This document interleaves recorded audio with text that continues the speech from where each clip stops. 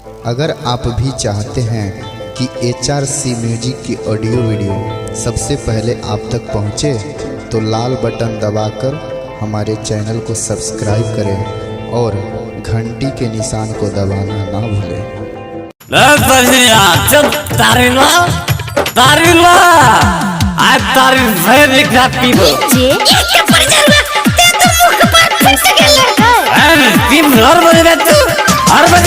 हमर मनसा के मुँह कान फूट गेल गे, आ पीबै छले तारी हिस्सा छूटी गेल गे, छूटी गेल गे, छूटी गेल गे। छुछा नरहा के मुँह कान फूट गेल गे, आ पीबै छले तारी हिस्सा छूटी गेल गे।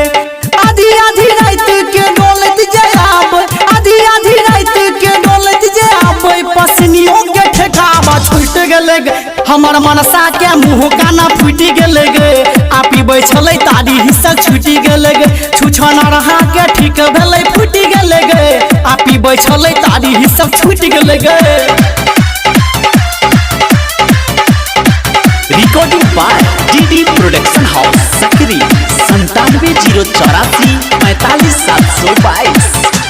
कहै छलिए मनसा के बात नहीं मानलक, बात नहीं मानलक, बात नहीं मानलक। कहै छलिए मनसा के बात नहीं मानलक, अबते पंजाब से अड्डा जमेलक, अड्डा जमेलक, अड्डा जमेलक। कहै छलिए मनसा के बात नहीं मानलक, अबते पंजाब से अड्डा जमेलक, अड्डा जमेलक, अड्डा जमेलक। गिरलै जे घुटना टूट गेलै गे, टूट गेलै गे, हे गे गिरलै जे घुटना टूट गेलै गे, आ पीबै छलै तारी हिस्सा छूट गेलै गे।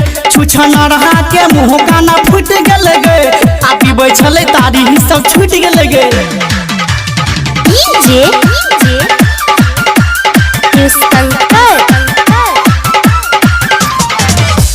बेच देलक साया साड़ी चांदी आ सोना, चांदी आ सोना। बेच देलक साया साड़ी चांदी आ सोना, नहीं जान पसनिया कौन केने छले टोना, केने छले टोना, केने छले टोना। बेच देलक साया साड़ी चांदी आ सोना, नहीं जान पसनिया कौन केने छले टोना, केने छले टोना, केने छले टोना। हरिश्चंद्र राघव देख खुश भेल गे, खुश भेल गे। संजय शिव शंकर देख खुश भेल गे, आ ठीके भेले मनसा के टूट गेल गे। छुछा नरहा के मुँह कान फूट गेल गे, आ पीबै छले तारी हिस्सा छूट गेल गे।